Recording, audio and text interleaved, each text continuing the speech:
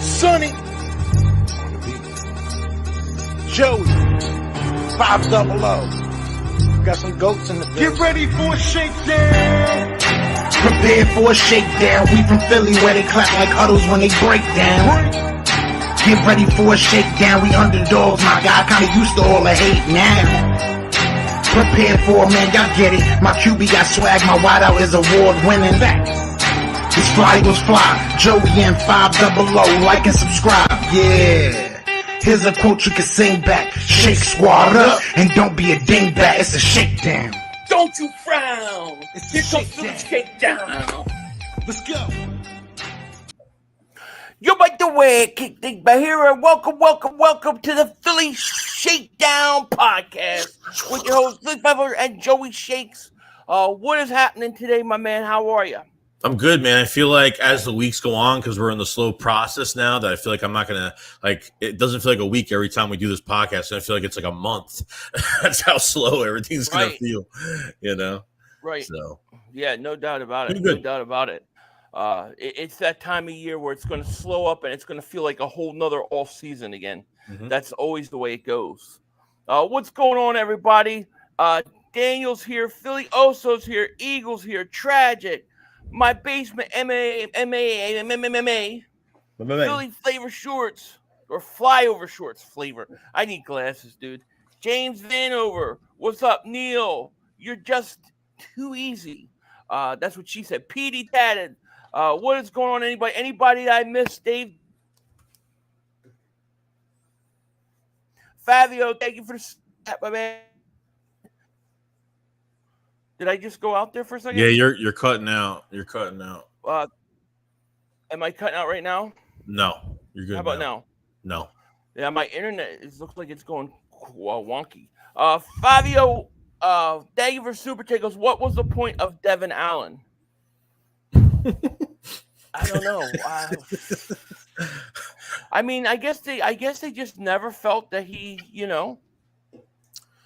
they never felt he could do anything, Well, I think with him, there was a time where, he did the Olympic stuff in the offseason, and I felt like he kind of had to pick one or the other. I think he got injured, and then it took him time for him to come back. And then, he showed a little bit of something, during preseason, but it just wasn't much. So the opportunities just weren't there, so. Yeah, I mean, I thought that, him doing the whole other thing definitely took from it. I mean, it would have been nice to see him play, get a couple kickoff returns just to see how it goes. But, I mean, if you look at this team now, really, we've got a lot of returners all of a sudden, dude. All of a sudden, you got a lot. I don't even know if Covey's going to make this team because you got enough guys. You know what I'm saying? Well, yeah, I mean, I think at wide receiver there'll be enough. I think he'll make it just because of, I think there'll be enough room at wide receiver. But as of, I think there is, Will Shipley and some of these other guys, some of the speedsters that they definitely got. Like, they brought in a lot of speed this offseason, even just guys with speed, guys that never played football like that, like that track star from Ohio State. They were just bringing in random guys. So it was nice that, they're really trying to pick up more speed in this offense or special teams. So it's good. Right. Yeah. John Jones says, who's pitching for the Philly? Oh, I think it's Nola. Tonight. Ben says, is the Kenny Pickett news true? What? The Kenny Pickett reports, the stupid crap. God, that's the most.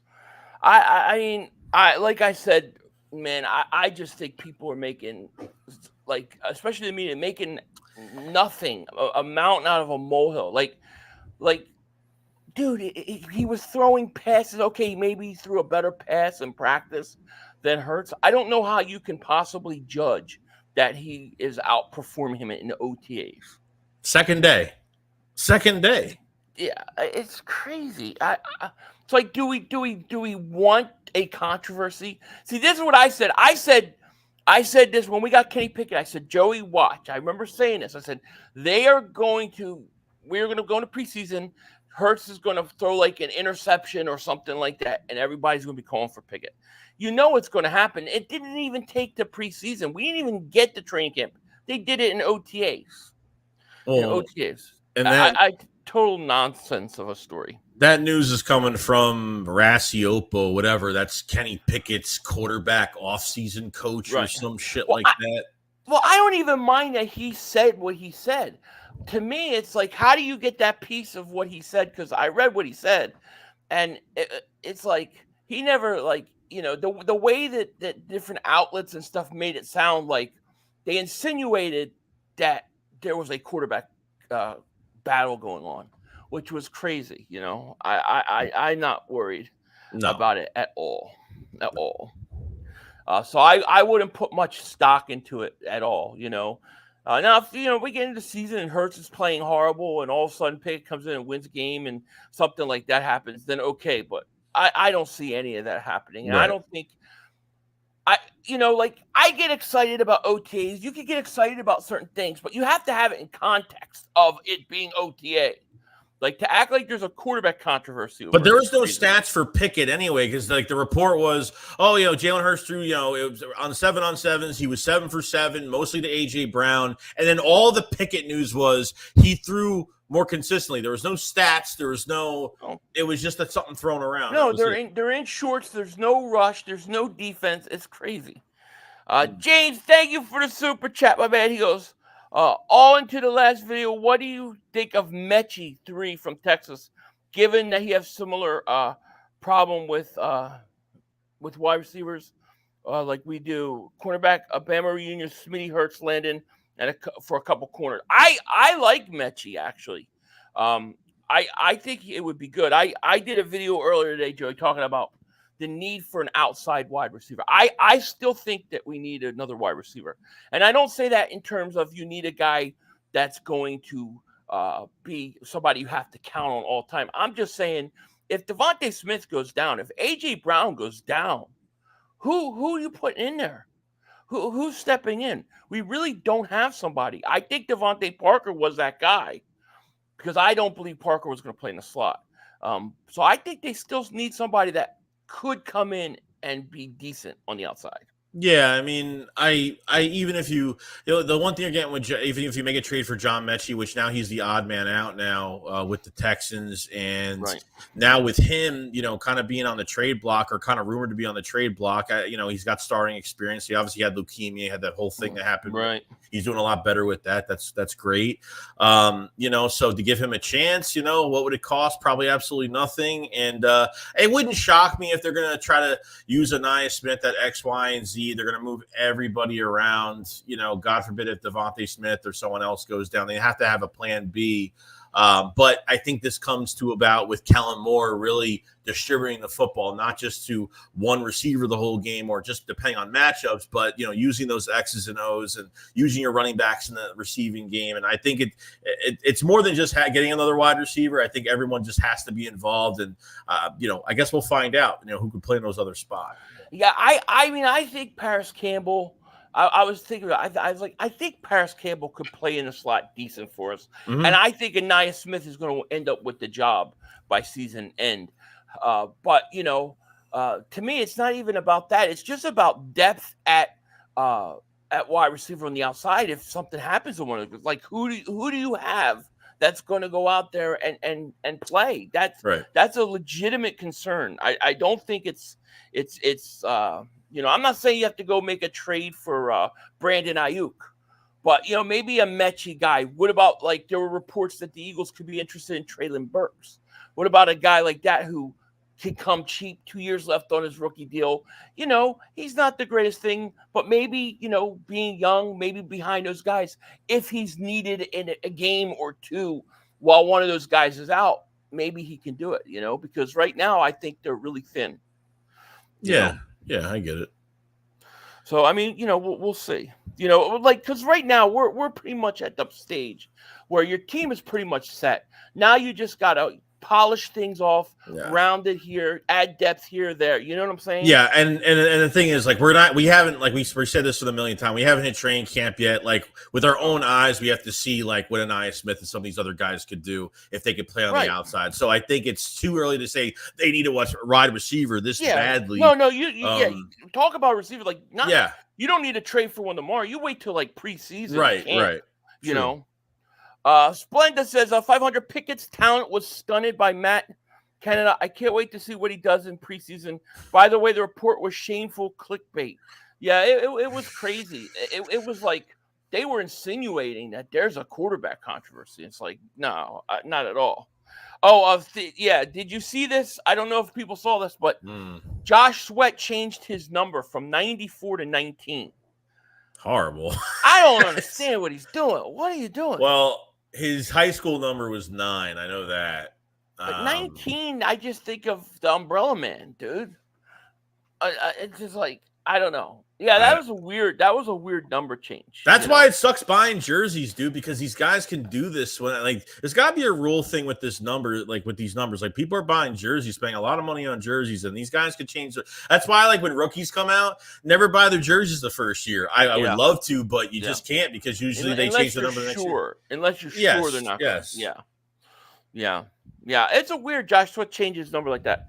Chris B says, what's up? What's going on? EC1 football, what's happening, my man? How are you? Ryan says, Philly and Joey, do you think they allowed Reddick to go because the front office believes Jalen Carter steps up in the replacement to be a double-digit one-sack tier guy? I don't think it was because of Jalen Carter. I mean, Jalen Carter's pretty much interior. He's on the outside edge. I think it was age. I think they didn't want to pay him. And I think there has to be more to it than even that. I think stuff went on during the end of this season last year. I think Fangio thought that he wasn't a good fit for the team, regardless of. You got to look at it in another direction, because you've said it yourself that Hassan Reddick is a streaky player where there'll be a whole entire month where he does nothing. I mean, nothing. Right. And then the next month he'll have 7 sacks. So in a pass coverage type, a balance of off-ball coverage, he does nothing in pass coverage. So I understand you're losing that statistic of sacks, but sacks aren't everything. And I understand we were very upset over it. But this is because now we're far ahead of the game, knowing what we have now. And do we think our defensive line is set at this point for Vic Fangio to still hit home with this defensive line? Probably not. Maybe go get a Yank Ngakoue that's still out there, try to find something else. But I think that Fangio had a lot of control in this and said a guy's turning 30 in September or whatever it is. Right. Season starting. I get it, but Yeah, well, I mean, to me, the whole thing is, will you get production from Huff and Nolan Smith? If you do, then you'll be fine. If not, then it's going to be an issue. 5 David Super Chat goes, Michael Thomas is still out there. Yeah, he's still out there. Here's another one. There are guys that they could get. Like, there's no rush. There's no rush to go out and get a receiver immediately. But I do think you're going to need somebody.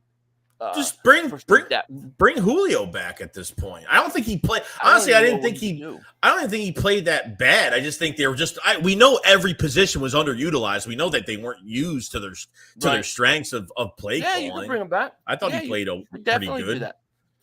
Yeah, you could definitely do that. Maryland Eagle, thank you for the super chat, my man. He goes, prediction for the secondary by the end of the season. Cornerback Darius Slay. Cornerback 1, Darius Slay, slot Isaiah Rodgers, safety C.J. Gardner-Johnson, safety slot corner Cooper DeJean, cornerback number 2 Quinyon Mitchell. I kind of agree with you. That's what I think is going to end up happening too by year end, and really appreciate that. Really appreciate the super chat, man. Shout out to you, SMD Marie said, Joey, great point. Joey made a great point. He doesn't remember what the hell it was, but it was a great point. No, I never remember anything. So no, Jay Tyler, David Super Chat goes, what do you think about Corey Davis for wide receiver depth? I thought he retired. Didn't he retire? That's what I thought.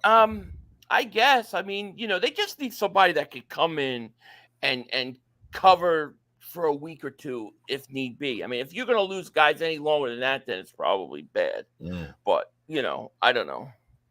You know. Yeah. Let's see. Is it true most San Frans have a Hello Kitty tattoo on their inner thigh?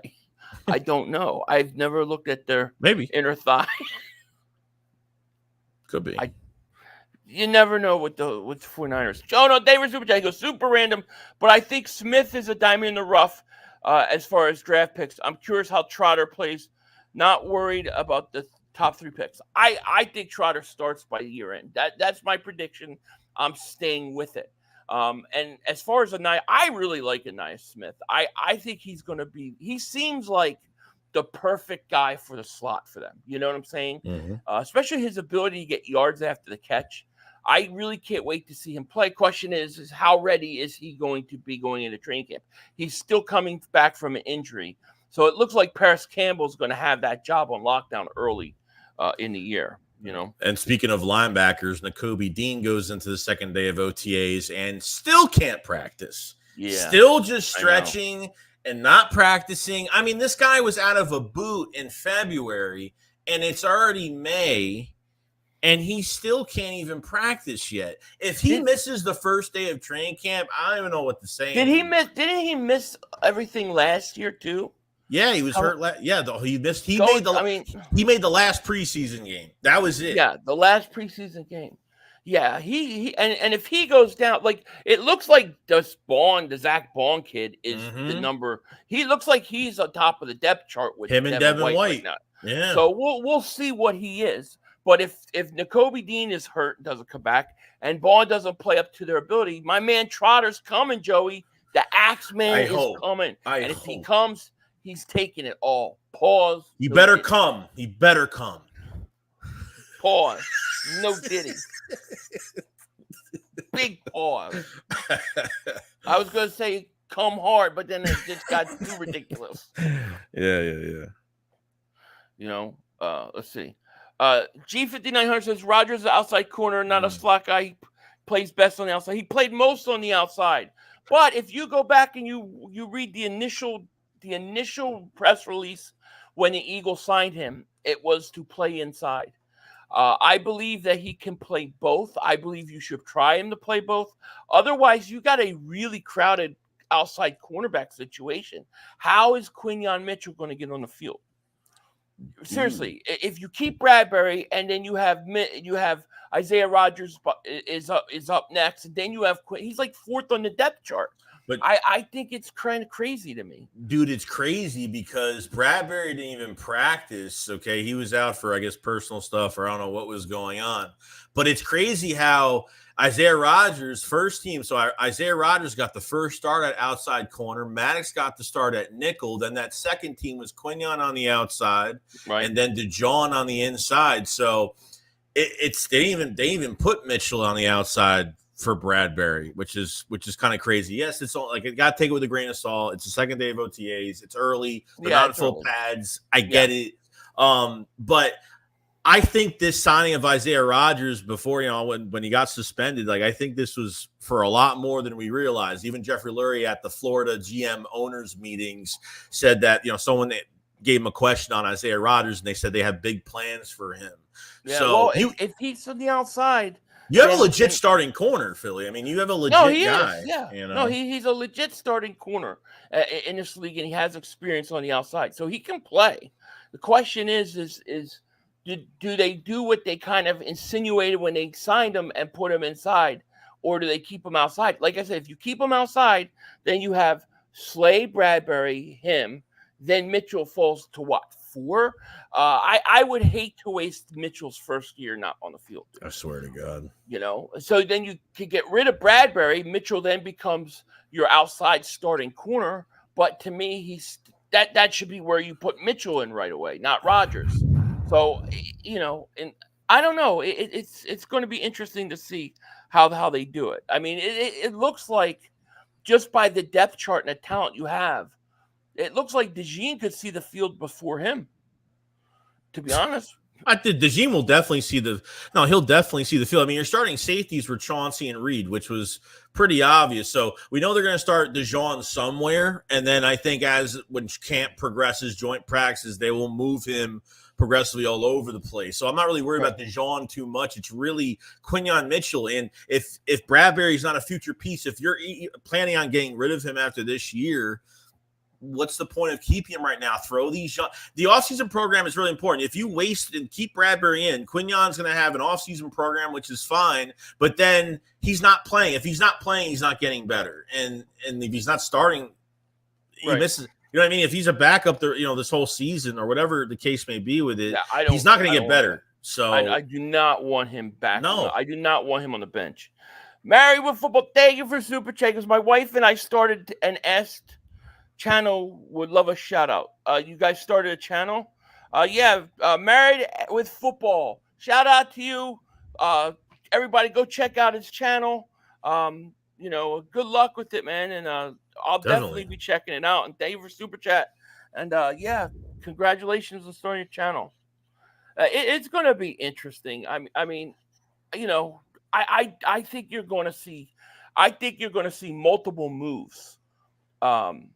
You're going to see multiple moves at the cornerback position. I mean, how does McPherson make this team? I wonder if a guy like Maddox makes his team. Somebody good is going to be gone. McPherson coming off what's it called? Not an ACL, but the other I forgot. Achilles. He's coming off an Achilles, and then Maddox not only started nickel with the first team, but he actually played safety with the third team, which is an interesting one. Because remember, like a long time ago, when Ronnie McLeod got hurt one season, and he missed a lot of time. I think it was Maddox's rookie year. I could be wrong. They moved him to safety, and he actually didn't play that bad. He actually played pretty good. Right. So we'll see what they do there. They need safety. They need another guy at safety, and we know Dejean was probably the prime candidate for that. So we'll see. I still believe by year end he'll get. We'll know when they get to camp, because the OTAs is kind of like a feel me out process. So when they get to camp and they're practicing, we'll see if these guys start moving around a little bit. Right now they may just want to line them up and see what they got. It's hard to tell. Chip 2 Vigo for 13 months goes, we need to sign undrafted free agent from Kenya. See my nuts. Thank you for your support. I don't know if they're going to sign him. I heard he was a little bit slow. Nuts. Yeah. George says, just like the Eagles to draft a player first round, not use them. Yeah, that's what I worry about. That's what I worry about with the whole user. It seems like if you just take Rodgers and if you shift him inside, all of a sudden it opens up everything on the outside. Really, it really does. But I mean, who knows? Maybe Rodgers will come in and stink. Maybe the year off he's just lost it. I mean, I don't know. I mean, I know he was a solid corner before he got suspended. He put up a tweet the other day. He was like, I'm not going anywhere. I'm locked in. I'm here. He's like, I promise I'm not going anywhere, because a lot of people were phasing him after he got suspended for the year. A lot of people were saying he wasn't going to be the same player coming back. So he's took that as a chip on his shoulder to come back and really play well. So, and it's hard to know, because, he played all his snaps with the Colts. We really have nothing to go on. So it's kind of hard. I mean, all I know is they are stocked with talent in the secondary. It's however it's going to work itself out. What we're seeing in OTAs, I wouldn't worry about all that too much until training season goes, because I wouldn't be surprised if you're going to get practices and they're going to say Rodgers is inside, Dejean's at safety. Dejean, because Dejean, he started off in the slot, but he still took more snaps by the end of the OTAs on the outside. Right. So they're already trying. I think sometimes we just, we're looking at everything because we're just so ready for football. But it's OTAs. They're just trying to get a feel for some of these guys. True. The biggest concern should be percentage of snaps that our current defensive linemen can handle. We have a bunch of guys that can't play more than 50% of the snaps. Reddick played 70. Yeah, I mean, that's a great point, because Huff did not play a lot of snaps, and he's going to have to play way more amount of snaps. Obviously, Carter, he's going to get increased role. Jordan Davis, if he's conditioned in shape, I think he can handle it. But there's definitely questions on that outside. There's no doubt about it. Yeah, of course. Yeah. Splenda says 500. I don't know if you know, but Anaya Smith has a YouTube channel called Sub-Zero Productions. I had no idea. Did you know that? Yeah, I know he does. Where he's been filming his experiences with oh no, I haven't. Thank you for letting me know that. I did not know that, Yeah. So we'll see. Bite Light says Pickett 6 is fine for a backup. That's it. 1 or 2 games, you come in, play, and that's it. Can you win those games? That's it. I don't see anything else. Brian says slot if bend don't break, it's going to be great or terribly frustrating. 1,000. I hate the bend don't break philosophy. I do. I really do. Let's see. LJ says a member for 5 months. Thanks so much. He goes, Dan Silva is hiding under Joey's desk right now. I don't think Joey wants no man hiding under his desk. He's below me, so it doesn't matter. Pause. No Diddy. This is a good question. Dave says, who do you guys think will be running back 2? Shipley. I've already given him the job. He's already won. Mm-hmm. The moment they drafted him, he's my running back number 2. We'll see. We'll see. But, I don't know. They got some guys they brought in I just don't know enough about. But Shipley, he looks like he'll fit what they want to do. And we'll see where they're at, with Gainwell. Yeah, other than the guy from Georgia, that's a pure north-south runner, bruiser back, a legit bruiser back that we haven't really had since like LeGarrette Blount, pretty much. It's been Jordan Howard, maybe having a player like that. So interesting to see that they're going to probably keep 3 running backs. I don't know if they're going to keep 4, but Will Shipley is what Kellen Moore wants in his, as a receiving back in the passing game is going to be where he's really going to make these guys shine other than just, rushing this year. They'll keep 3. They'll keep 3 dressed. And they'll have probably somebody on the practice squad. It's interesting with Nia Smith, though, because there's a lot of talk that you can use him where you give him end arounds and you can even use him in certain situations like that. I'm really excited to see how they're going to use that kid because I feel like he legitimately could come in and play in the slot. Like I feel like he could do that right away. Yeah. I agree. Joe says having experienced offensive coordinator, defensive coordinator is encouraging. We will see the differences this year. Flag was fly. Yeah, I think it'll be a big difference. Especially just like if something's not going your way, if something's not going right, they have the experience to know how to stop the bleeding. We couldn't stop when things started going bad. We didn't know how to stop it last year at all. No, it was a complete disaster.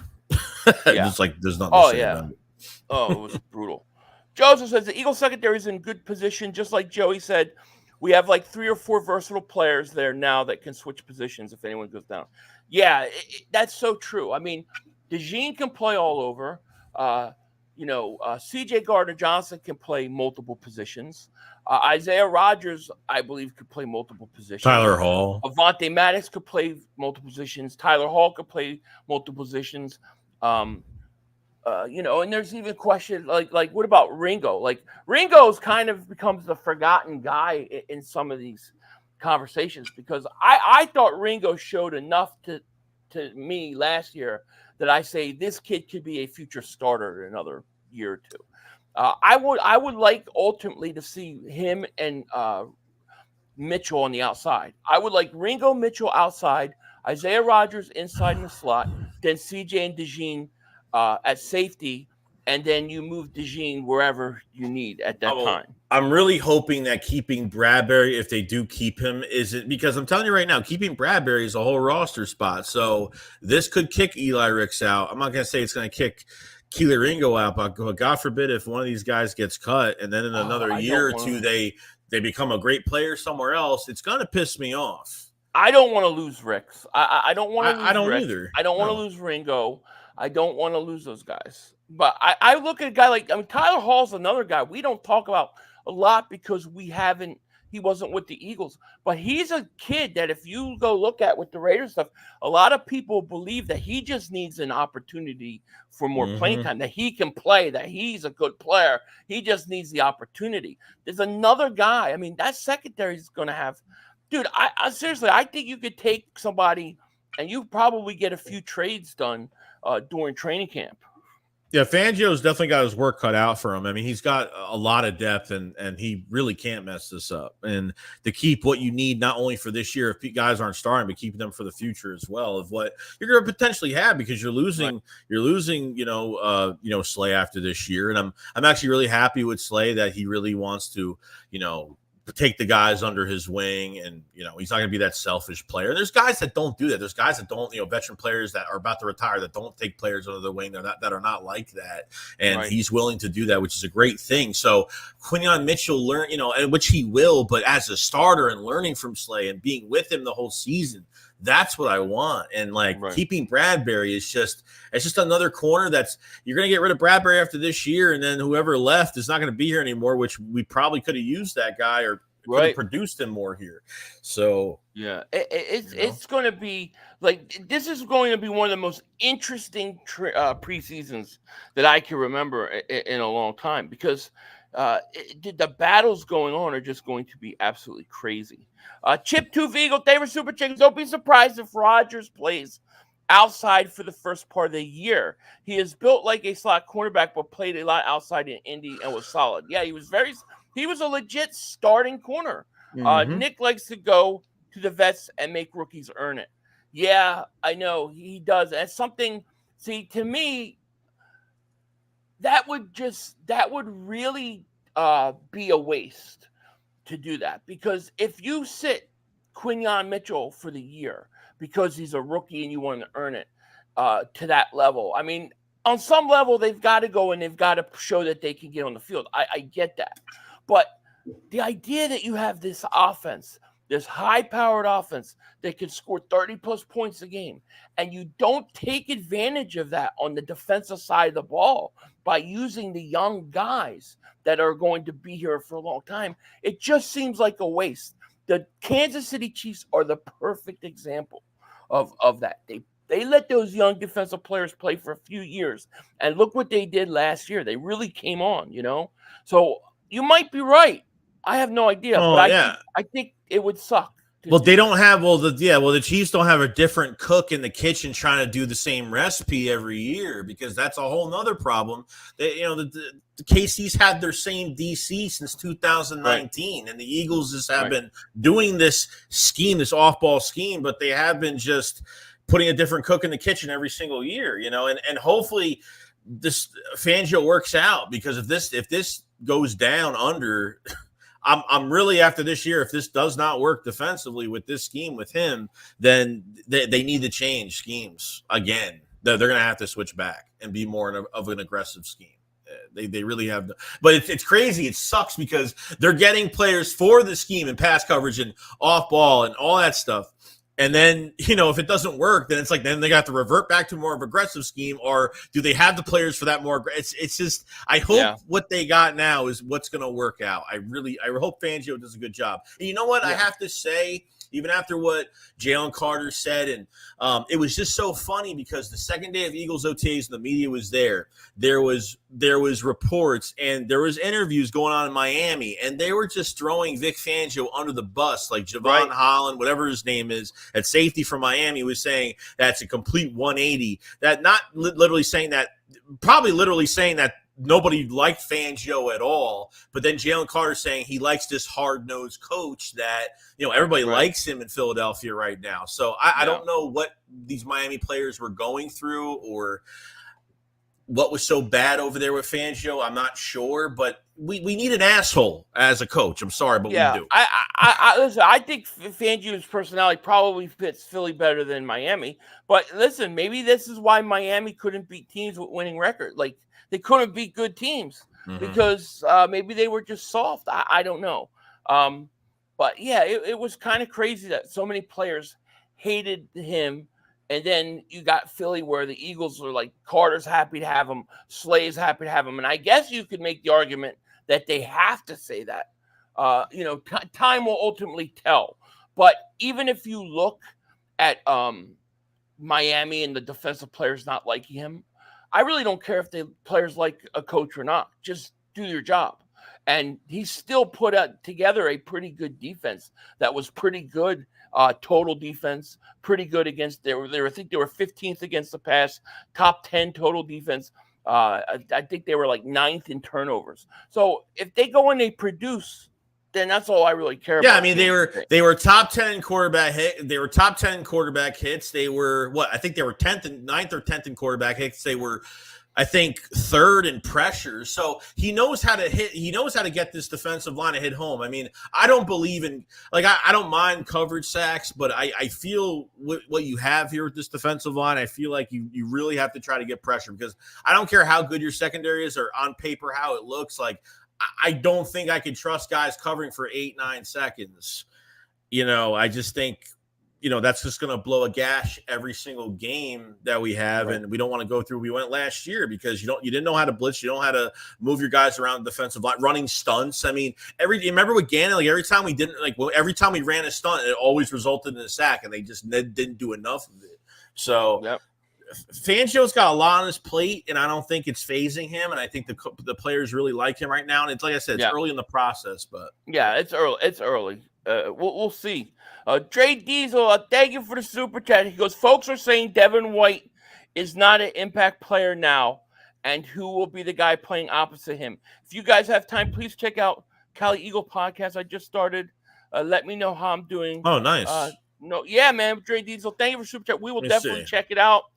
Everybody click on his channel, go check him out, and we'll definitely check it out. I think it's funny that, I can understand why people say Devin White, he might not be that good anymore or whatever, because he hasn't showed the last few years. But I think based upon the way things happened in Tampa, I think it tells you that he's still got a lot of talent left.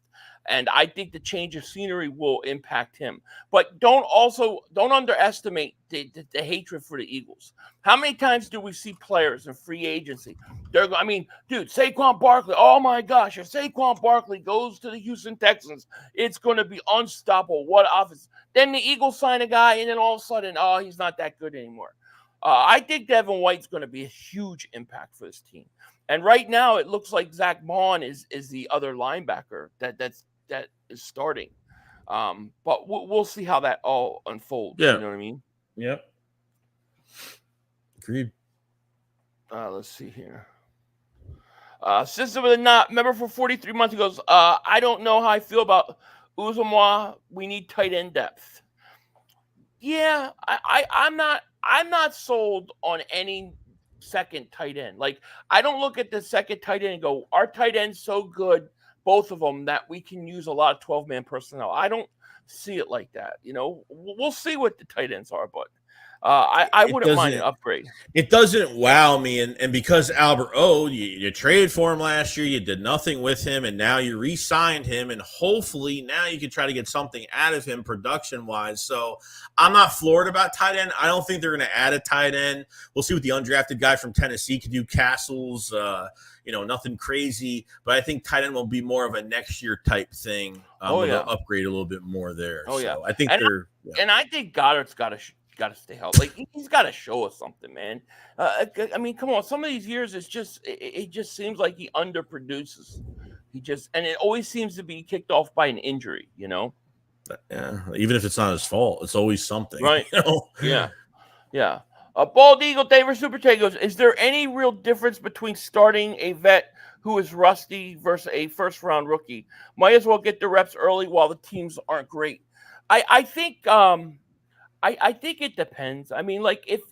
If a guy's just knocking off rust, but the rookie doesn't really isn't really ready to play, doesn't maybe understand what he's got to do, what they want from him, maybe he's just not ready. If it's a far off, if it's far off, then you start the veteran. But if it's even close talent-wise, or if the rookie's better talent-wise, but maybe he's going to make more mistakes, I think you play the rookie. And you get him his reps as quickly as possible. It's ridiculous because, I know for a fact that Quinion Mitchell is better athletically than James Bradberry, okay? Especially off ball, fast break tackles, see things before they happen. Quinion Mitchell is a beast.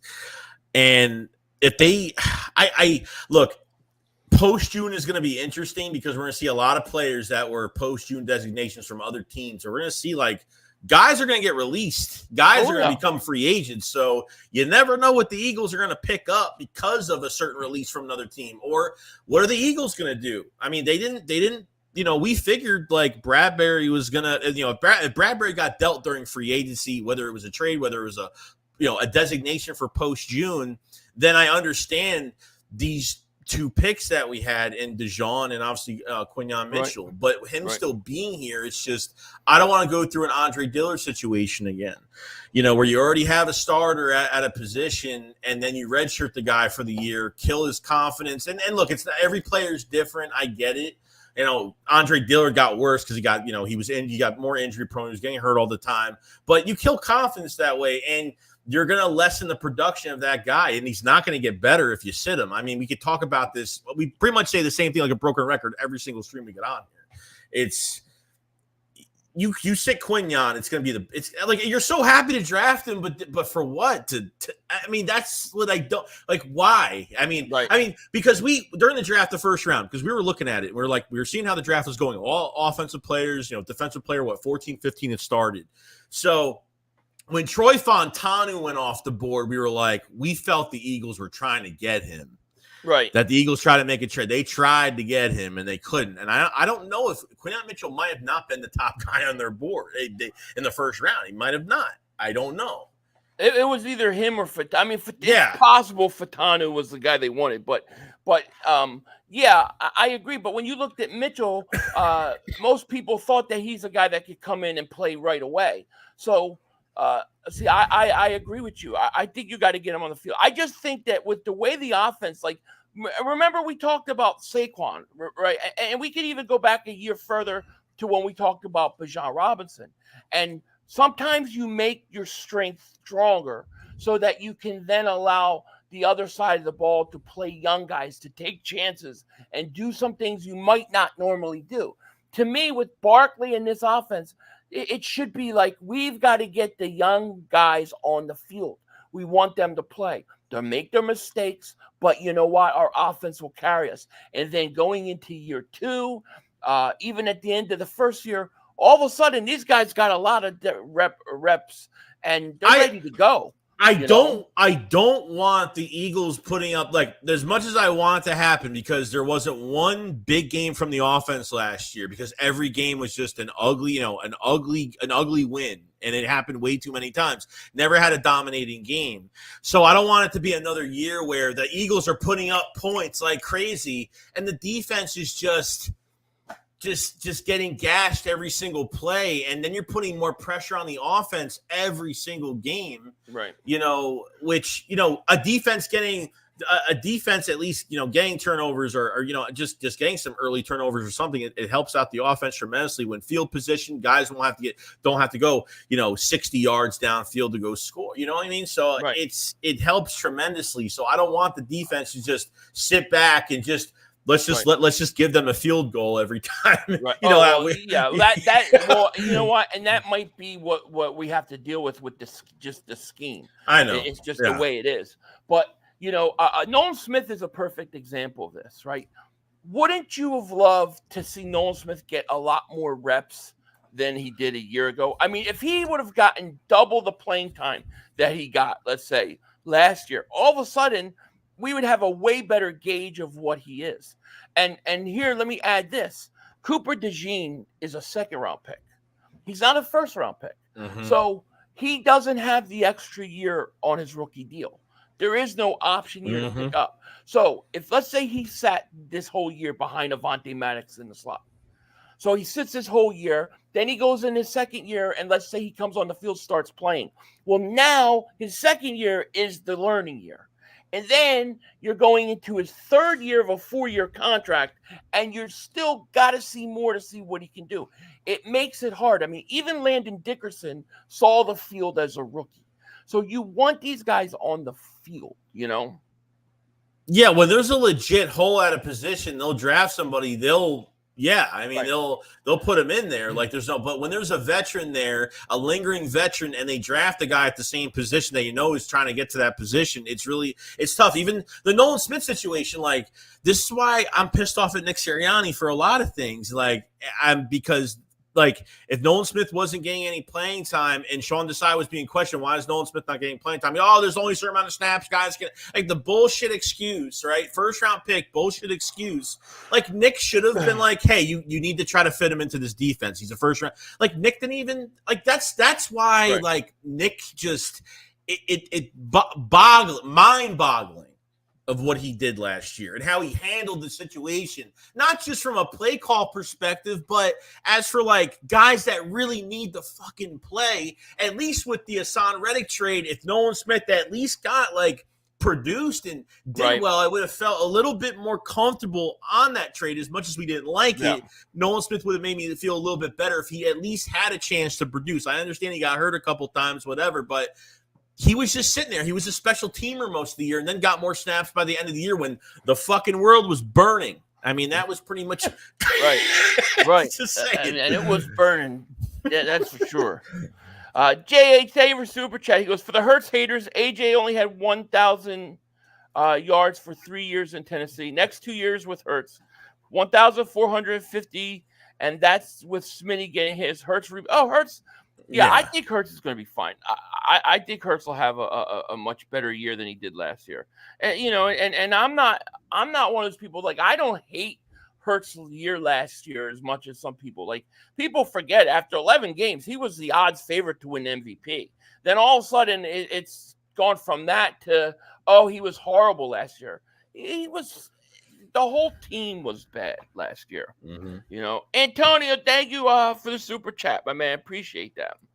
Yeah, I mean, the point is, I want to see these young guys play. And listen, I got to say this because I always get a comment later. Well, what if the young guys aren't playing good and aren't good enough to get on the field? Listen, if they're obviously not good enough to get on the field, and they're not even close to this, to the veterans. If Mitchell comes out and he's totally lost and Isaiah Rodgers is playing way better than him, then you got to play Rodgers.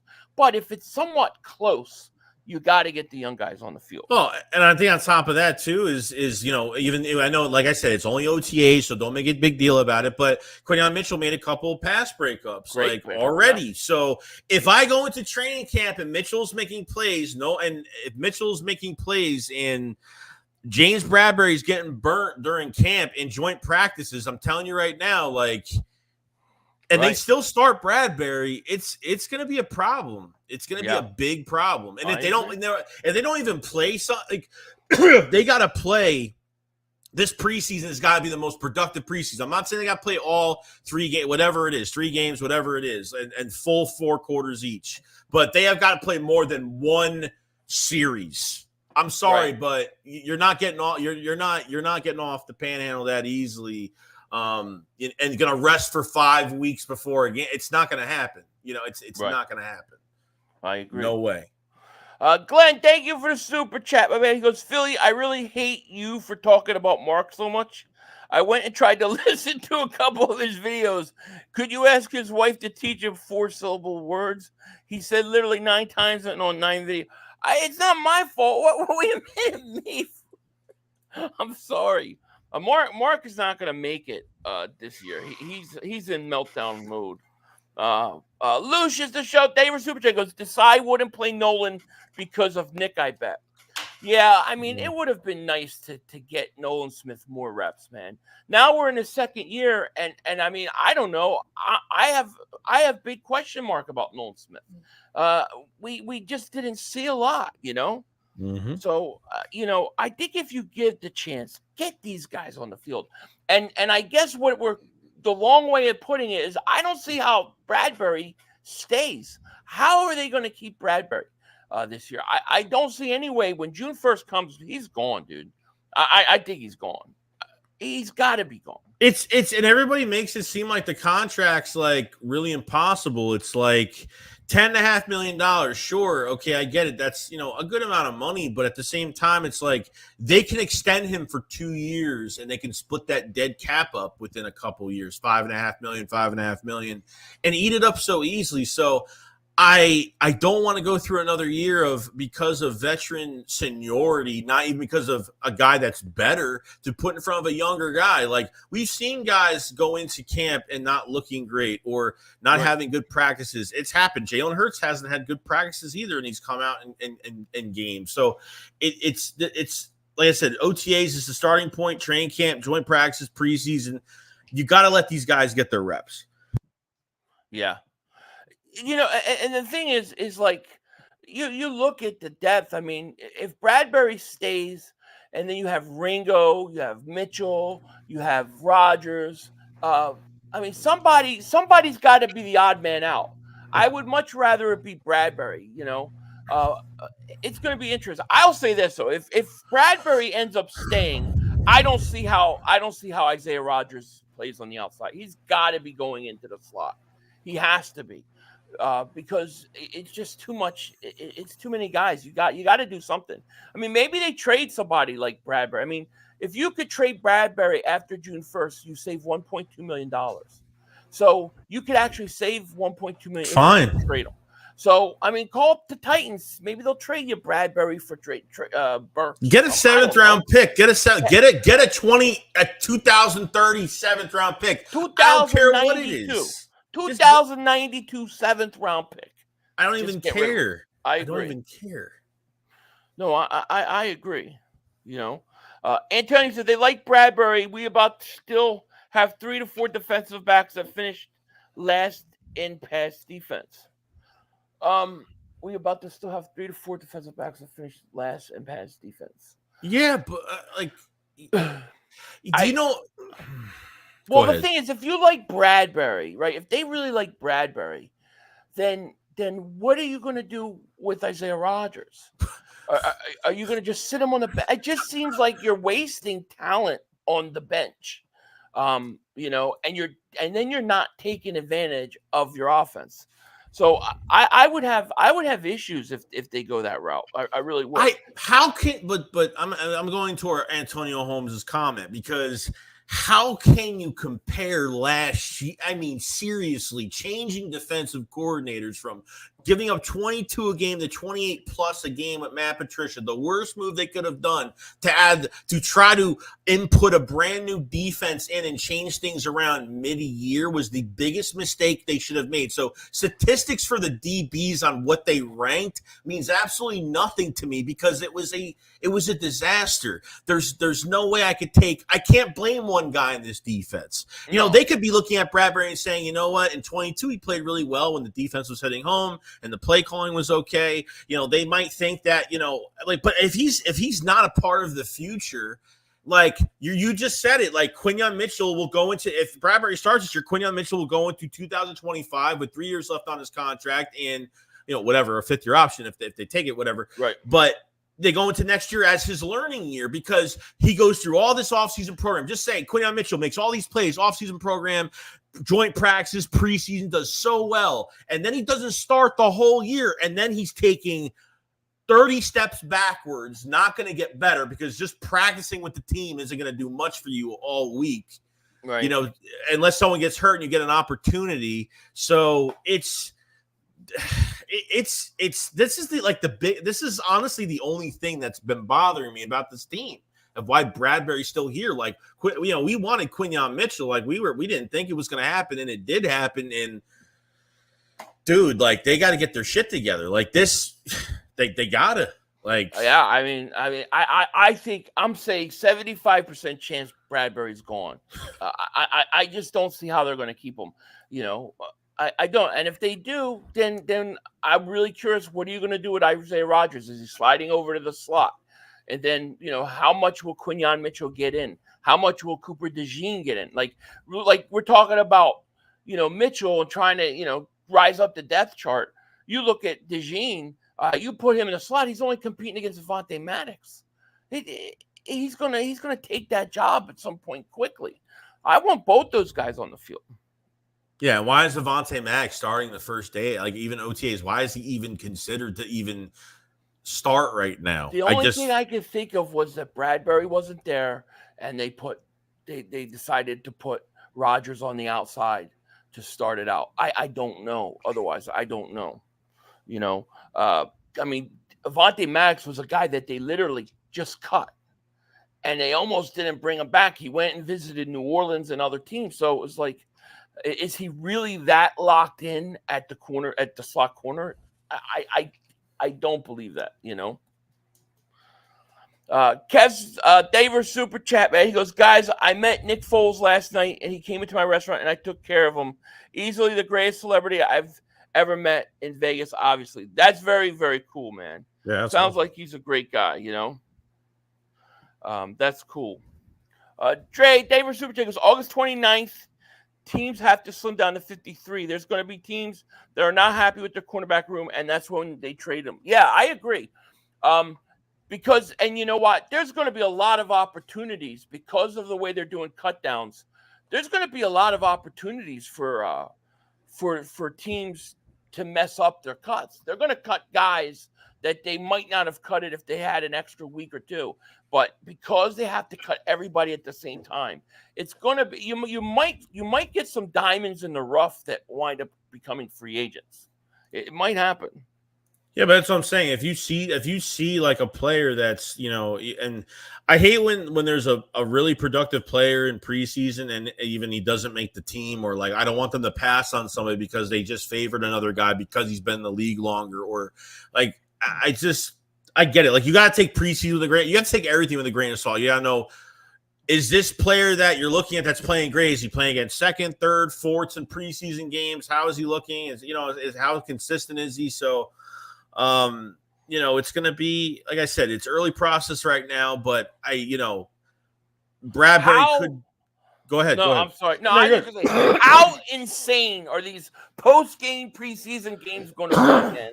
It's going to be so many different battles going on preseason. Look at all the battles at corner, secondary. I mean, it's going to be insane. You're going to have battles at linebacker. You're going to have battles at that right guard spot, third wide receiver, backup running back, second tight end. I mean, dude, this is going to be one of the best preseasons that I ever remember wanting to watch, because usually you're like, the preseason, hell with it. But there's going to be games where it's like, okay, the starters aren't playing or they're out, but we got to watch this. I want to see this. I want to, you know what I mean? Like, it's going to be fascinating. No, I'm getting all pumped up thinking about it, dude. Yeah, no, it's definitely one of the most exciting off-season programs. And like I said, this is not just for this year, but for the future of what this team could look like. And yeah, and there's a lot of battles, and we're gonna see it. So absolutely. Mark Holmes in a turtleneck David super chat. He goes, here so I won't get fined all night long. Man, what are you guys getting fined for? Let's see. Chip Tooth says, isn't it cheaper to trade Bradberry after June 1st too? Because if we trade him, we take a hit. Yeah, it has to. When we talk about trading him, we're talking about after June 1st. Yeah, it has to be after June 1st. He says, Joey, chill out. He's gone. Don't worry about it. Until I see it officially, I'm not going for it. Justin says, it seems like we almost have to bank on our secondary covering longer to allow our less than stellar pass rush to get home. We really need defensive line to take their next step. To me, that's the key to this defense, really. Like, to me, the biggest question mark is, we're talking about how the Eagles are going to use these guys in the secondary, but they're all talented. The question about, like, what do you have at edge rusher is a legitimate, fair question. I mean, look, Huff looks like he's a kid that is going to be better and better, but he's only done it 1 year. Nolan Smith, to me, it's yet to be determined. I need to see more. And then, we got to talk about Josh Sweat, because Josh Sweat has to rebound. He didn't have a good year last year either. Now he's changing his number to 19. Like, dude, that number alone makes me worry. Pass rusher. Yeah, So no. I don't know. I mean, Josh Sweat needs to be double-digit sacks. He needs to. You have to get production from him. You can't get rid of – this is why I don't like the whole Reddick thing. It just doesn't make sense to me. Reddick was a stable guy you knew. Double-digit sacks no matter what. The other guys, wait and see. Well, not even that, but he was he had a rise in the fourth quarter of games. Like he was a guy that you relied on to make that play at the end of the game, from your defense when you really needed it. So Hassan Reddick hasn't signed his deal yet. He's still Philly. Still, there has been no deal, no new deal signed. No. And I'm telling you right now, if he does not sign a deal throughout this whole offseason program with the New York Jets on this so-called new deal and this money deserving that he wants, something happened behind the scenes on both sides, and it didn't go well. I'm telling you, that's what happened. Oh, there's no doubt. I'm already convinced that they used the contract as an excuse to get rid of him. They wanted him gone. And it probably had to do with the collapse last year. They probably weren't happy about something. It's obvious at this point. The Eagles don't get rid of pass rushers like that. I mean, seriously, like Reggie White left in free agency. There wasn't anything you could do. It was different ownership, but I can't remember the Eagles having double-digit sack guys like this. At least getting rid of them. At least compensate us with something. I mean, a 26 third round a third round conditional is like playing over 60-something% of the snaps. He's got to have 10+ sacks to get a bigger pick, but I don't think they're going to get. I mean, they might get it. I don't know, but it didn't even help us for this year. I mean, thank God Howie is a great maneuver type GM when it comes to the draft and getting rid of picks that we didn't have in the offseason, and obviously getting them back in the draft, which was great. And we have 9 picks next year and 25 now, which is great. So I think he did an excellent job when it came to when you trade, when you trade for Kenny Pickett, you swapped the third to the fourth. You had no third. You end up getting it back. So I think he did a fantastic job. But why was it so hard not to get something more for Reddick? I mean, at least a little bit something more than that. I don't know. Yeah, it's a great question. It's a great question. Dre Diesel, David Super Chat goes, agreed. The Eagles might be able to scramble on August 29th, and we might find a solid wide receiver 3 then, too. Yeah, it could definitely happen. Bald Eagle, David Super Chat goes, what's a bigger need, tight end 2 or wide receiver 3? I think wide receiver. Well, I really do like Anaya Smith, and I do think he's going to win that. But if you were saying what would be a bigger position, I would say the wide receiver 3 is going to get more snaps than the wide receiver 2. I don't think they're going to run a ton of 12-man personnel. I don't think they have the personnel to really do it. It'll happen sometimes, but you're going to have a wide receiver 3 out there way more than a second tight end. So that wide receiver 3 position is more important. Yeah, I believe it because it's been one of the most if you take it from you take it from the past few years where Quez Watkins really hasn't panned out to be what he was supposed to be, and you can't depend on Quez Watkins in big moments, and when there has been big moments, he just didn't pan out. Olamide Zaccheaus, I thought he was a great player. They just never gave him opportunity. I think he could have done a lot more. They just never gave him opportunity. So, 22 Super Bowl. What was the 2 weakest positions? Running back was weak, and obviously wide receiver 3. I mean, it's just there. It's true. Philly 416 says, I don't live out there, but the truth, Reddick was chasing sacks instead of sticking assignments. That's what was rumored. That's what we heard, that he didn't want to drop back because once Patricia took over, he started really making him drop back. And he didn't like it, but it was also a problem with Josh Sweat. Josh Sweat was also rumored to have the same problem, and they kept him. It just seems like they wanted the Reddick. That there was more to it than what we were led to believe. Because otherwise, if you have Reddick on his team right now, I'm going – dude, this edge rushers are stocked. You got Reddick, you know what you're going to get.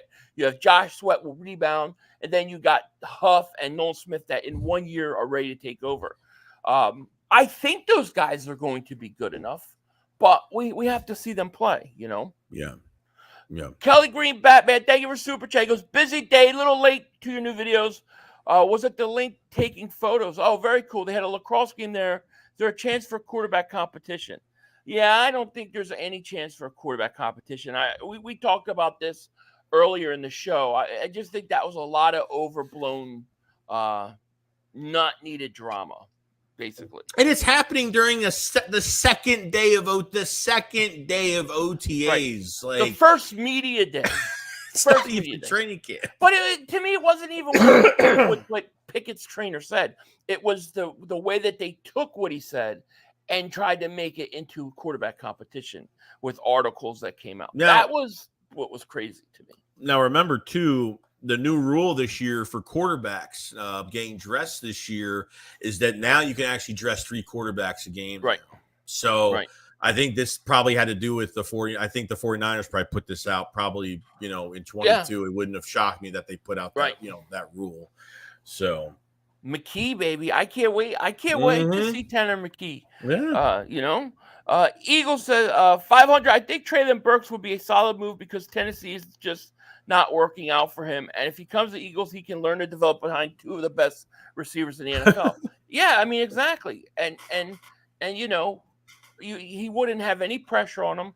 He's 2 years left on a rookie deal. And maybe if you need him for a game or 2, he's a good depth piece on the outside to have. And maybe he's motivated to learn behind Brown and Smith. And then, after his rookie year deal's done, to go to another team and take over. I mean, I think you need somebody else on the outside. There's no rush, but you do, Yeah. Cheyenne, member for 23 months. Thank you so much. Going back to what Craig Carton said, maybe Reddick. Listen, there's something with Reddick.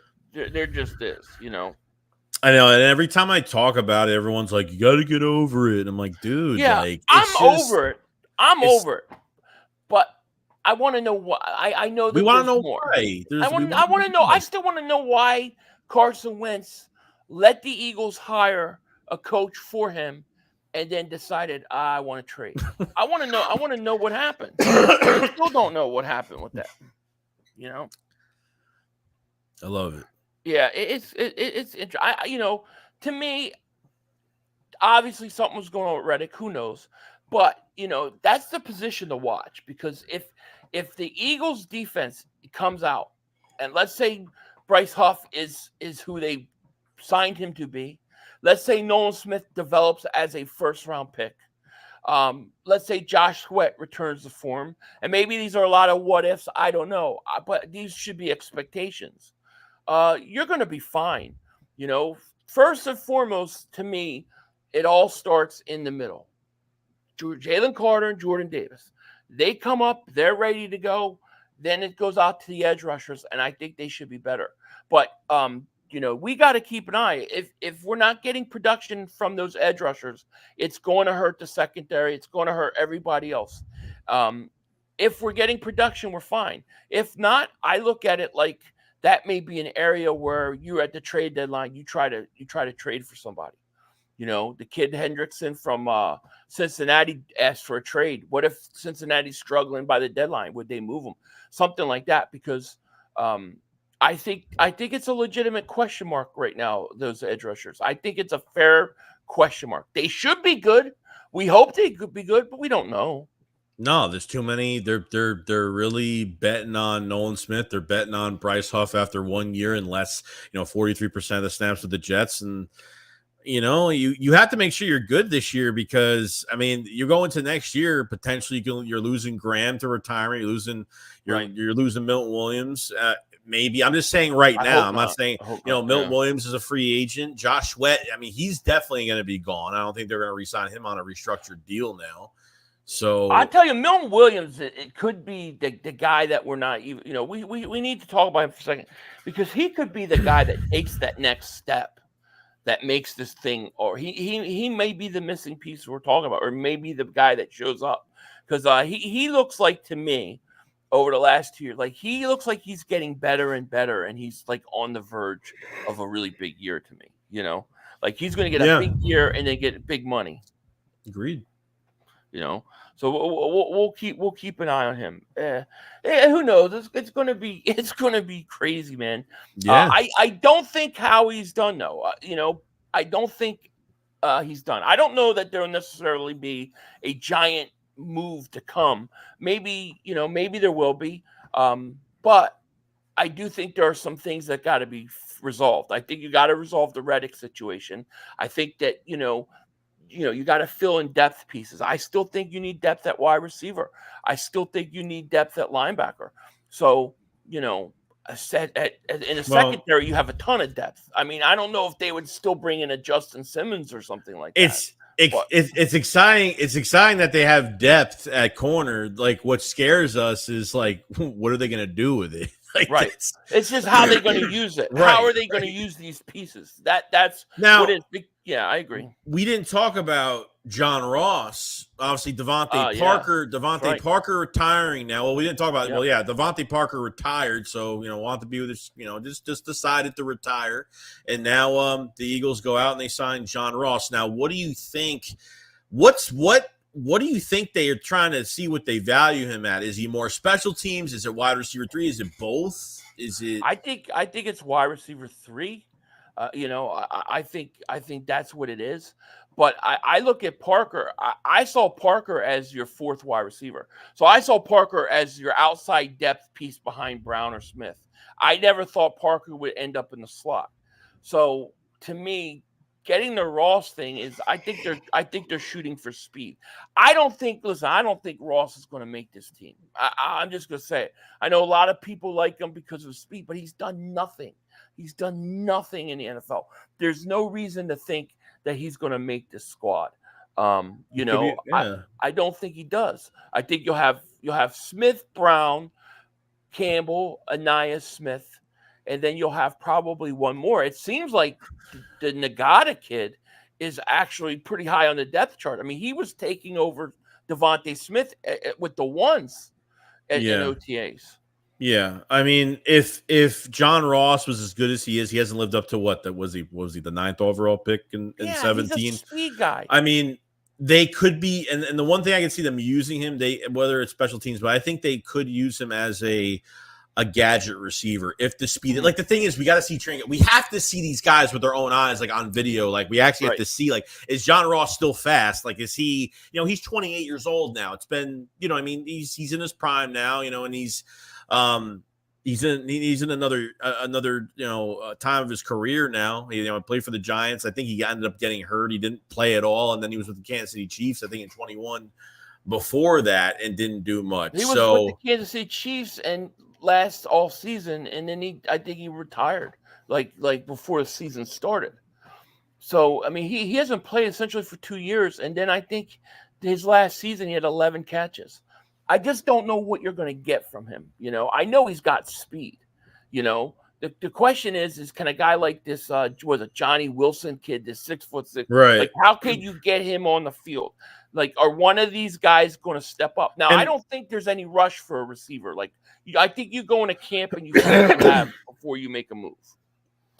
Yeah, like Johnny Wilson, like, everyone was raving about him at OTAs, just of his size and it just the Tyree Jackson was another guy that had height, that had long like wingspan, but the guy just couldn't stay healthy at tight end. Like, he was a quarterback tight end, just couldn't stay healthy, and we were excited for him, but just couldn't do it. So now with Johnny Wilson, we know he's not moving the tight end, so that's out of the question, unless they change their minds during training games. Like, you know what?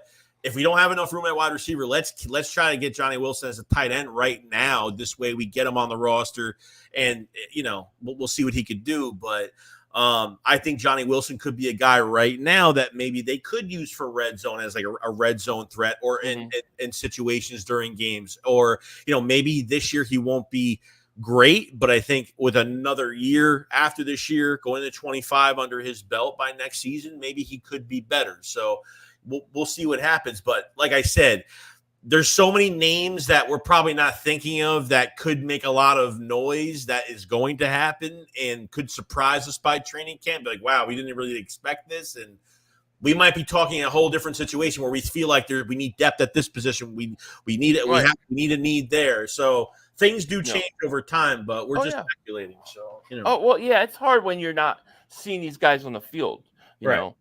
Trey Diesel, thank you for Super Chat. Goes, one thing I'm looking at is, can Sweat move to outside of the defensive line instead of playing outside linebacker?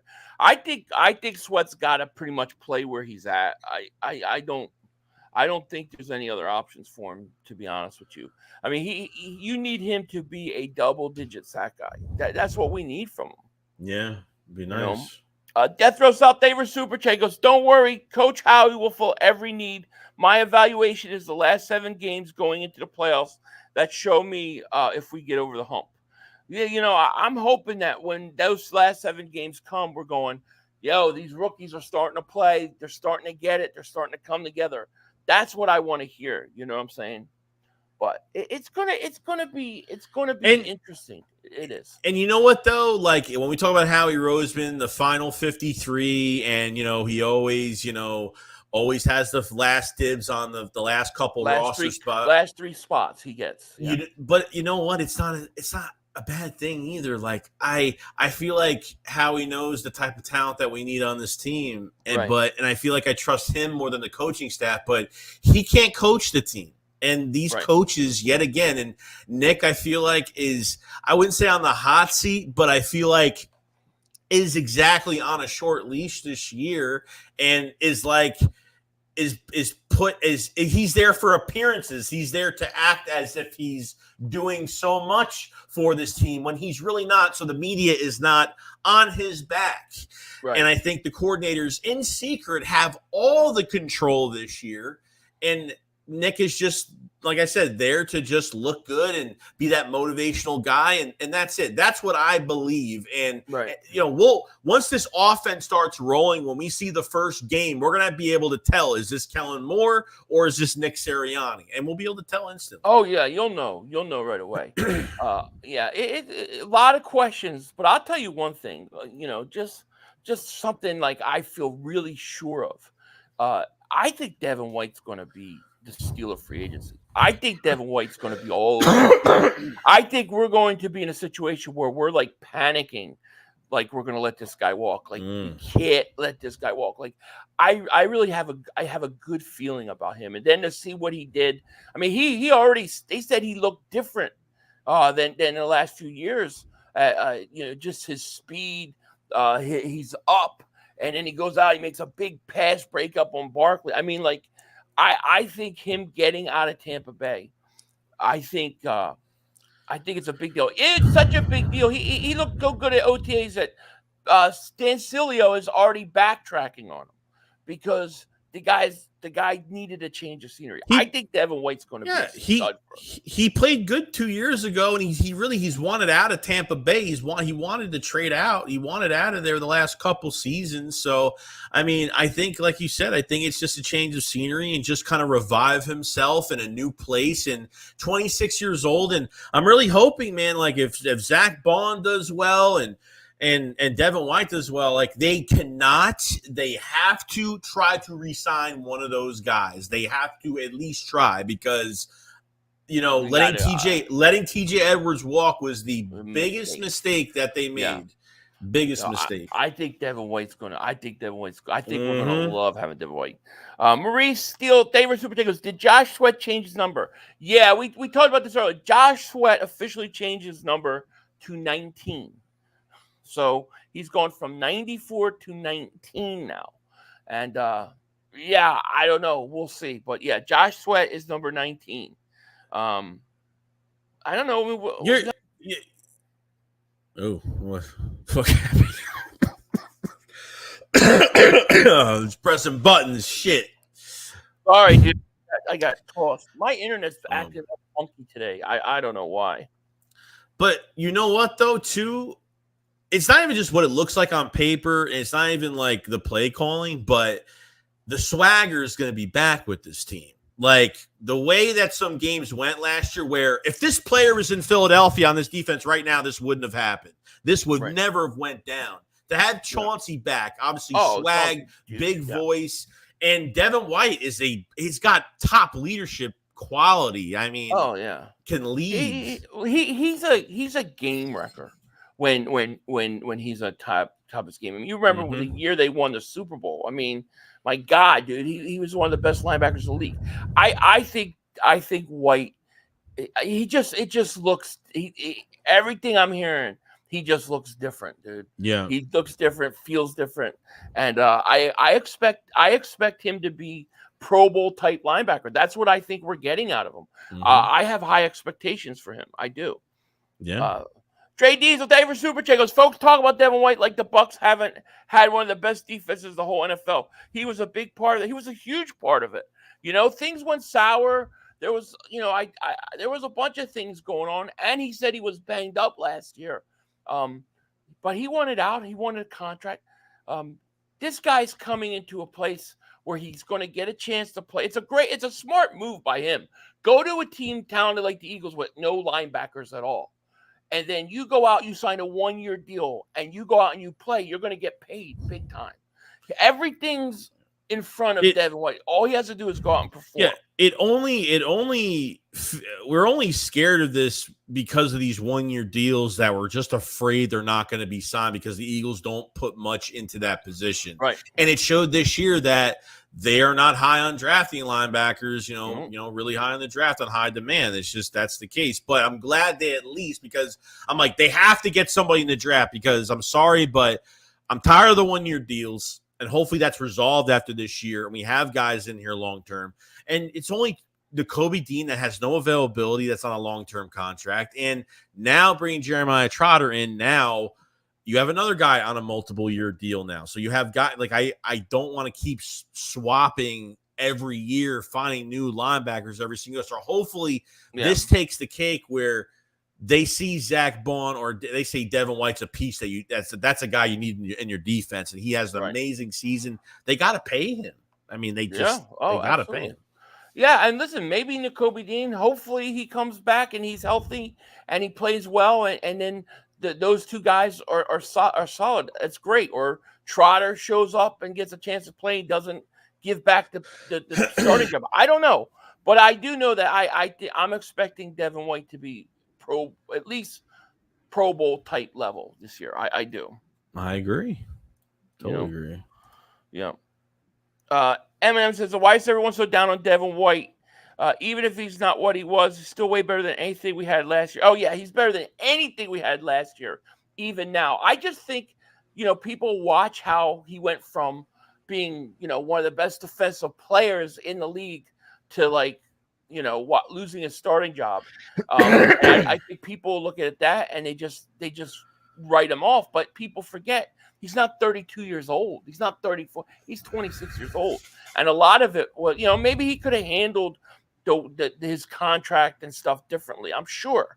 But, I think White's going to be huge. I think he's going to end up being the biggest sleeper offseason signing where nobody saw how the Eagles got him for what they got him for. Yeah, I mean, you're nervous. You're nervous for the players. You're nervous for the coaches that are going to put the players to hopefully set them up to succeed. Like, that's why, some players just don't have control over things, and they're put into certain situations. That's why that comment earlier about, these two DBs were ranked almost last or whatever it was. Right. It's like, dude, the fucking back end to this defense was still having issues with communication. I mean, when the play's about to start, as soon as the quarterback's getting the ball and Slay's talking to a guy behind, it's such late communication. I don't even know what was going on. That's got to get resolved. And that was a problem that we were having all year. So nobody was on the same page. It was just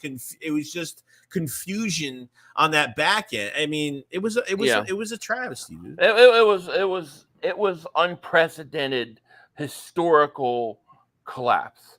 And that's the only way I know how to describe it. And I think with Fangio and even if you look at the other position coaches, look at the defensive line coach now we have. He was a former defensive coordinator last year. The linebacker coach they brought Bobby in King. Tennessee. I mean, they brought in some quality coaches. I don't think this is going to happen. I think we're going to have a big year, man.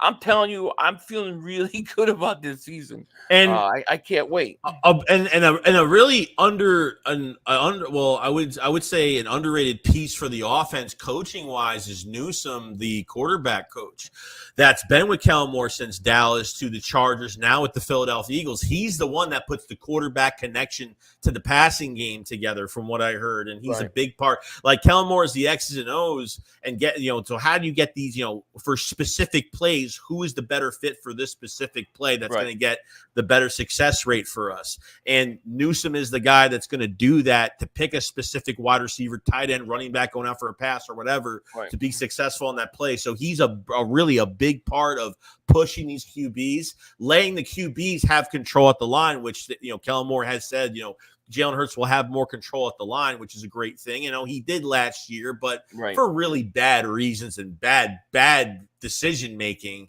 already in a bad scheme. So there's a lot of new pieces, but the Eagles had so much talent last year. They did so well, but they fell apart. But 2 new coordinators, and they still had a good record at the time at 10-1, and just. It only lasts for so long when teams figure you out, because if teams adjust to what you do and you don't adjust back to what they're doing to you, this is why we were at that standstill at the end of the year, and things had to change. And I know Jeffrey Lurie remember that playoff game, Jeffrey Lurie sitting in the press box, how disgusted he looked. He was so mad. And even Howie Roseman, like, everybody was sick to their stomachs over that season. Like, I couldn't believe we watched that for weeks. Like, me and you would get on the stream, and we just a big breathing, like a big sigh before we even start talking. Like, what is there to talk about? We're watching the same thing every single week. No, that was historical. It was a historical collapse. But I think that this is not. I think that it's going to be way different. But yeah, I mean, I don't know, man. We're an hour and 25 minutes in. It felt like one giant rant. Didn't it? And the last thing I want to do is talk about last year, and I get it, but it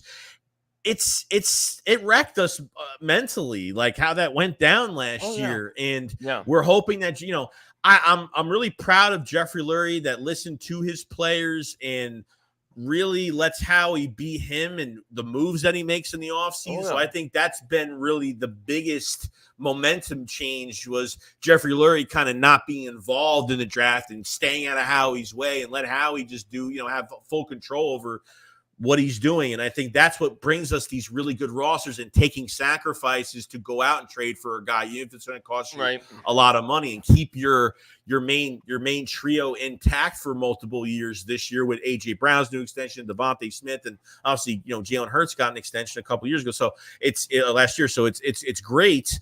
But it comes down to this friggin' coaching staff, man. And Nick is like, I just don't want him to sneak into his hand to the cookie jar again, because I'm going to slap his hand or cut it off, one or the other. To me, I'm not even worried about it. I don't think Nick Sirianni is going to have any say in anything. I don't think he's gonna just be there quiet. He's gonna be rooting and hollering and doing his thing that he does. But he's just the front man. The coordinators are running the show. I truly believe that. And I think we'll be fine. Now, if they come out and throw like 3 wide receiver screens with Devontae Smith out in front blocking, then you know who's doing it, and then we got big problems. But I don't think it'll be what it was. Hopefully, honestly, like there are good coaches who don't have control and that's fine. Stuff. Yeah, I mean, Tomlin is one of those guys, and maybe that's just a better role for him, and he'll settle in and he'll be good. I don't hate Nick Sirianni. I don't hate him.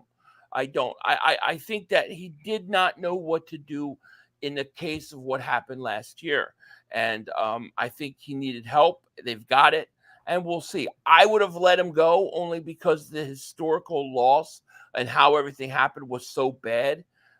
But they chose to keep him, and we'll see. I don't think I really think last year was like so brutal. I don't think it's going to happen again.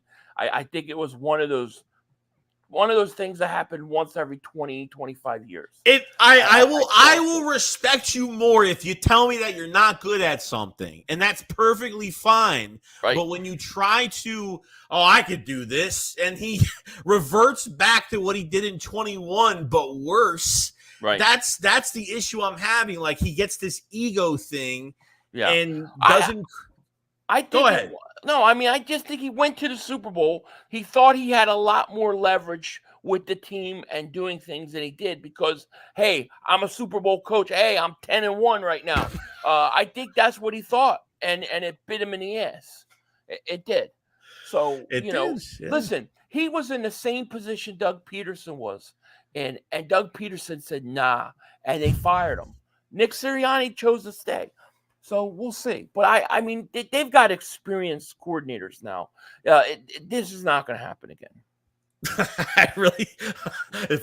I'm telling you right now, if I sense one bubble screen, or if I sense Jalen Hurts running with the ball in his hands like 6 plays straight, or they take out Saquon Barkley on a 3rd and short, 2nd and short, or something like that, there's going to be problems. It's going to be a lot of problems. Believe me. You'll know when it's Nick Sirianni. You'll know when we're back to that again. Then we got major problems. But I don't believe that's going to be the case. But, I mean, listen, we don't know. Let's see how it goes. I'm still trying to figure out, are they going to even play their starters? Are they going to get any work before the season starts this year? I mean, you got a game in Brazil on a Friday on Peacock. You got to be ready to play. That's a big game. These guys need to play. They need to practice. I'm glad that they had the 1 mandatory minicamp this year. They should have had 2 of them. They could have had 1 more. There was a whole nother week. They could have done a whole nother one. They didn't. So I still don't know if they're even doing enough right now. Yeah, I don't. Yeah, like I said, I think there's still ways to upgrade the roster. I think, we signed Chauncey before right before the season started. Like, there's always going to be something. Roster's not done yet, dude. No, I don't think so either. It's not done. Even if they make a move in preseason, it's not done yet. We've seen this with Howie time and time again.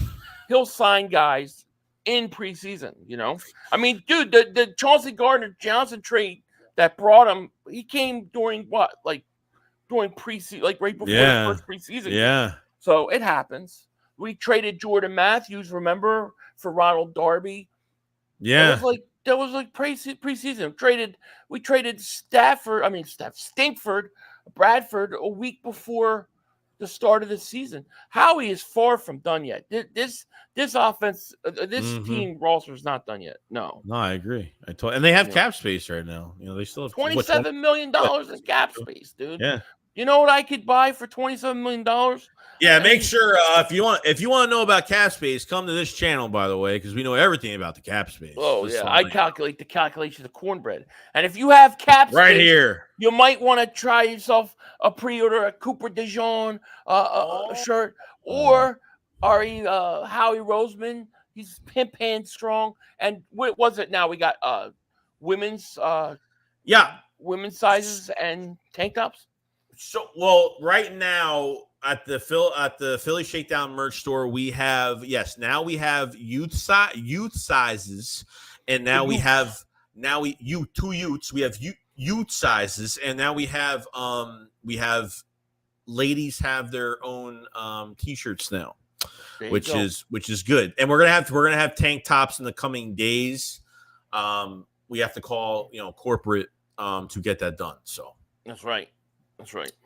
So it will be done, but it's there. Check out link in description if you guys want to get the shirts. Yes. Death Row South, thank you for super chat. He goes, only thing cameraman Nick needs to do is checking on how he's getting his milk and cookies.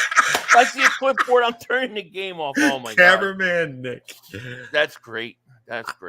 Every time I talk about Nick, I see you make this face at me man, you hate this guy. No, you hate this guy so much. I just start getting flash. I got post-traumatic stress disorder from last year. I just start getting flashbacks. I think about him. I can see him literally in my head yelling at the linebacker coach and Devontae Smith, or whoever he was yelling at, and Devontae Smith on the sideline. And then I think about him yelling at the Kansas City Chiefs fans. And I start thinking about the collapse, and every time you start, he got full of himself. I go back. I go into like this thought about the whole season like again. I like when you're winning. That's the whole other. When you're winning, it's fine. But like when you're losing, like someone asks you like when you're three consecutive losses, and are you changing the play calling? Are you trying to look for? He's like no. It's like he looked so stressed. I mean, he looked like he needed a vacation. Like he was just mentally like he was. The only thing he did the whole season was pat Howie Roseman on the ass. What else has he done? He has been quiet. He hasn't had to do anything. You got the coordinators getting the players. The GM is out there doing the draft and everything else. All Nick has to do is clap and pat Howie on the ass. That's it. So I expect him to do that, manage the players, manage the personalities, and he let these guys do their job, Yeah, that's what I'm hoping. Every time you talk about it, I go flashback. I'm not like, oh, Joey, I'm like I just start seeing the whole collapse. I want to put a hole in my wall. That's what I want to do. Oh, God, dude, if I wasn't married, this house would have been burnt down. I'd have burnt this shit down. Especially, I mean, the way you lose to the Cardinals, and then you lose to the Seattle, Giants, and all you had to do, you could have gone into Tampa Bay and probably go back to Super Bowl if you just started running the ball. If they just went to a run-first team, they would have won every game in the playoffs. Because that's what's crazy. When you ran with DeAndre Swift, you had you brought this there was juice to the offense. There was they were on a roll, and then when they just stopped it, subbed them out, put Gainwell in, it made no sense. But I'm telling you right now, 3rd and 2, throw a 70-yard bomb down. Well, it made no sense. Go around. It's so frustrating, dude. And I just remember A.J. Brown walking. Remember the play Devontae Smith's out front blocking, he gets hurt. A.J. Brown's walking off, shaking his head, and then he's yelling at Hassan Reddick. I mean, dude, I want to kill the guy. So it's like I have flashbacks of the whole. I'm telling you, they're going to do documentaries on this. It's going to be 30 for 30 on ESPN. The collapse. That's what they're going to call it. Yeah. I mean, it was bad. James Carver, thank you so much for Super Chat, my man. He goes, if you go back to 16-18 at LSU with Ed Orgeron, the exact same style and scheme of Fangio and White's family issues are finally resolved. I didn't know he had family issues. Oh. White's going to get his bag in Philly, not to mention the link is like Death Valley at LSU. Yeah, I mean, that sounds perfect. Perfect. I think he's going to have a huge. I agree, James. I think he's going to be a monster this year. And my biggest fear is that they let him walk. Just don't let him walk. Sign him. But I'm with you, man. I think Devin White was a good, and I think Devin White's one of those guys that this collapse doesn't happen with. This collapse don't happen with him. This collapse don't happen with C.J. Gardner-Johnson. We got some of the right guys. No, I mean with the players that have swag and have that pushback attitude, I just don't see if Bradberry getting bullied by the 49ers during pregame ritual, if that wouldn't have happened with those guys. I mean, that wouldn't have happened. No, come on now. Yeah, exactly. Come on. Exactly. Yeah, we'll see. It's going to be interesting, man. But is there anything else you want to talk about? We're almost 2 hours in. It was like a giant rant. I just feel like it should change the title. Philly Shakedown Podcast Rant, or put it on the thumbnail. Rant. It's just frustrating, dude. It's a lot. That was a lot last year, and they changed so much that we're hoping for better things, but we hope they don't revert to their old ways again, and start putting this team towards the right direction with long stability, for years to come. That's what I want. I mean, and that's why I make such a big deal about the rookies playing, because I want to lock these guys in. I want them to play for years to come, So we'll see. But anyways, I mean, I guess that's pretty much it. I want to thank everybody for joining us. If you're on my channel, click the link, hit the link to Joey's site or channel, go sub him up. And we're pretty much, that's it. Thank you guys so much for joining. And should I play the ad and stuff? I have to load it back up because I got kicked out. Yeah, do it. That's fine. Cool. All right, guys. Well, we're going to let you guys go. And remember, Cooper Dejean shirts, all the merch in the link. Yes. With that said, we out of here. Have a great holiday weekend. Mm-hmm. You'll probably see us tomorrow in one way or the other. Peace. Peace. Oh, dude, what the fuck? The Cooper! The flying Oh, my Frenchman! God. Oh, my God. C'est bon! C'est bon! I'm dizzy. We did it. We did it. We transformed the Philadelphia Eagles secondary. We now have a secondary that is going to be good for years to come. Because one, we got Quinyon Mitchell, but we also got the flying Frenchman, Cooper Dejean. That's right. The flying Frenchman, Cooper Dejean. C'est bon. Oh, here's another interception. That's right. Cooper Dejean is about to dominate the NFL.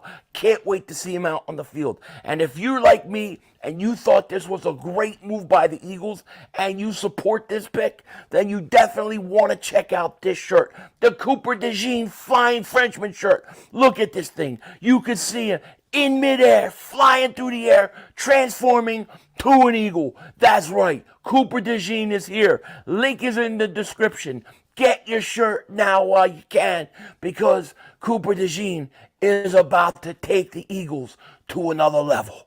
Denzel Washington out. 2 minutes to go. You have plenty of time. Come on. Oh, shit! Dad! No! It's over! It's over! This game is over! Cut it off, it's over! Fuck. Congratulations, Green Bay! Congratulations, Green Bay! Congratulations, Green Bay! I said run the ball. Congratulations, Green Bay! Dak Prescott, you need to be fired today! That was on you, Dak! That was on you, Dak! That was on you, Dak! I said run the ball. That was on Dak Prescott! That's it! Trying to defend the CeeDee Lamb! Trying to defend the CeeDee Lamb! You trying to defend the CeeDee Lamb! You got to give it to CeeDee Lamb! God! It's over! It's over, Dak!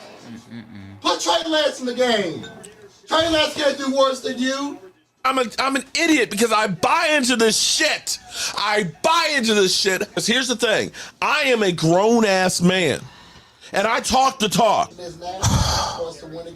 It is killing me.